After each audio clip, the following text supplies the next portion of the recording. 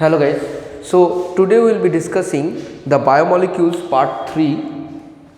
Okay, biomolecules part 3 basically. So we will be starting off with important tests that are associated with glucose. One of them we have already discussed earlier is glucose decolorizes. So this is number 1, decolorizes bromine water.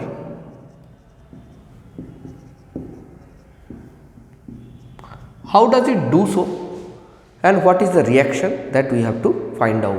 See, this bromine water is an oxidizing agent. So obviously it will oxidize the glucose molecule. So let us write the structure of glucose.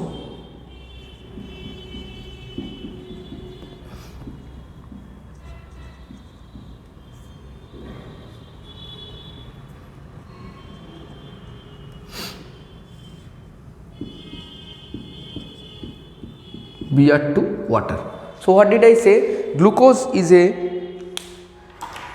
bromine water is a oxidizing agent. So it will oxidize which part of glucose? This is the part of glucose which is going to get oxidized. So it will be COOH, aldehyde getting oxidized to acid.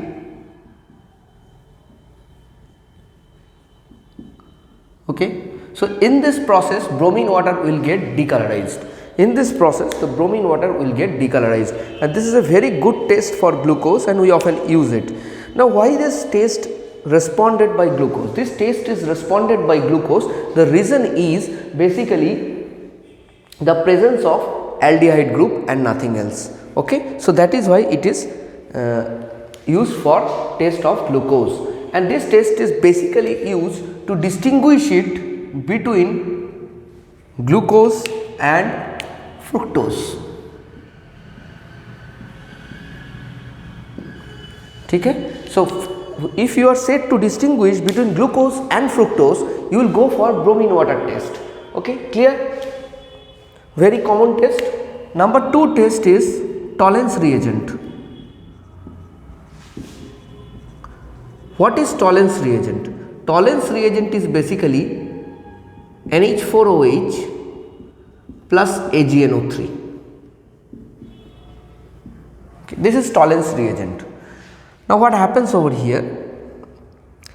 NH4OH will first react with AgNO3 and it will form AgOH precipitate plus NH4NO3. After which AgOH will react with another 2 molecules of NH4OH to form Ag diamine silver salt plus OH minus plus H2. Okay, now this is soluble. This is a complex soluble salt, and this has AgNH3 whole twice plus and OH minus in solution. So these are the ions, and if you see glucose, this is glucose, right?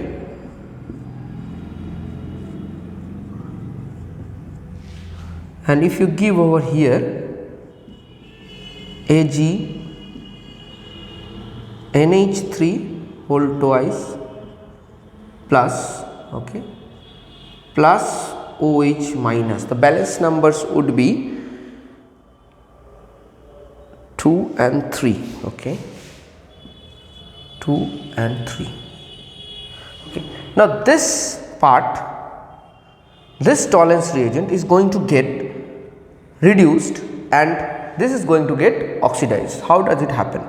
This one becomes COO minus CHOH whole 4 CH2OH, and this Ag over here having a plus 1 charge gets reduced to 2Ag silvery mirror precipitate. So this is called silver mirror test. This is called silver mirror test. Okay, so this is getting formed. Okay, plus 2H2O. okay, and NH3 is going to go out. Now this is the total reaction over here, and here a silvery mirror is formed. Now this taste is given by both glucose, so glucose and fructose both will respond to this taste, okay. Because see, if you can ask me that this glucose is a aldohexose, this is a ketohexose, I agree. What happens is fructose, when you put it in alkaline solution, it forms an equilibrium mixture of glucose, fructose and mannose, and hence this taste is also given by this guy fructose, okay.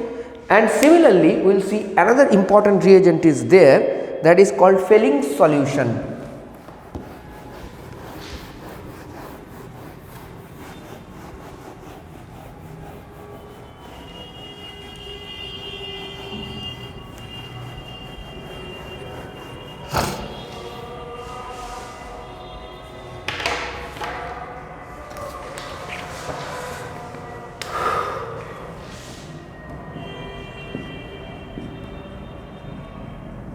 How do you prepare Fehling solution? First of all, that you need to know.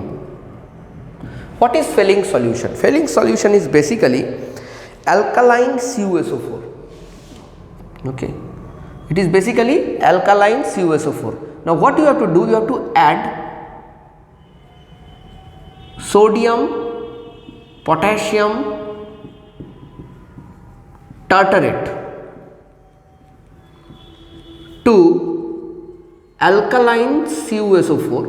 Obviously alkaline CuSO4 means CuSO4 will dissolve in alkali and it will give copper hydroxide, which is a precipitate, blue precipitate, we know that. While you add this potassium, sodium potassium tartarate continuously until the time CuOH whole twice gets soluble, till CuOH whole twice becomes soluble, till CuOH whole twice becomes soluble. Until and unless it is becoming soluble, it really doesn't work. Okay, you have to make it soluble because you need this Cu2 plus and OH minus ions to respond to this taste. Okay, this is very important. Now if I take glucose over here, sorry, CHO, CHOH whole 4, CH2OH plus Cu2 plus 5OH minus, because this is now soluble. And what is this solution called? Sodium potassium tartarate. Can anybody say? This is called Rochel's salt. This is called Rochel's salt. Now 2Cu2 plus 5OH minus. Now it will give again COO minus CHOH whole 4 CH2OH. Okay, and the rest part will be Cu2O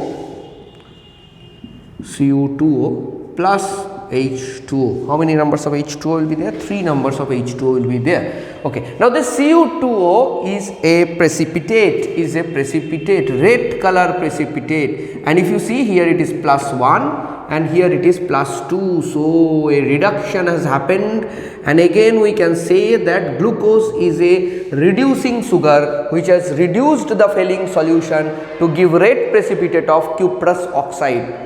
Okay, this is the Fehling's test, nothing else, and this taste is again given by fructose also, due to the same reason, because fructose in alkaline solution will form an equilibrium mixture of glucose, fructose and mannose, and hence it will give the taste. Okay, so these are the important tests of glucose, and that you have to know, because this comes in examinations in boards, ISC, CBSE, and you need to know all these things. and after this we are going to study the most important part of glucose, that is the structure. That is where we are basically investing most of the time. We have gone through the open chain structure, we have gone through how it contains free OH group, how it contains free aldehyde groups, what are the reasons for our assumptions like this. We have gone through all these things. Now it is time whether all my reactions of glucose does correspond to this structure or not. So we are going to have a detailed investigation about whether glucose have a open chain structure right now.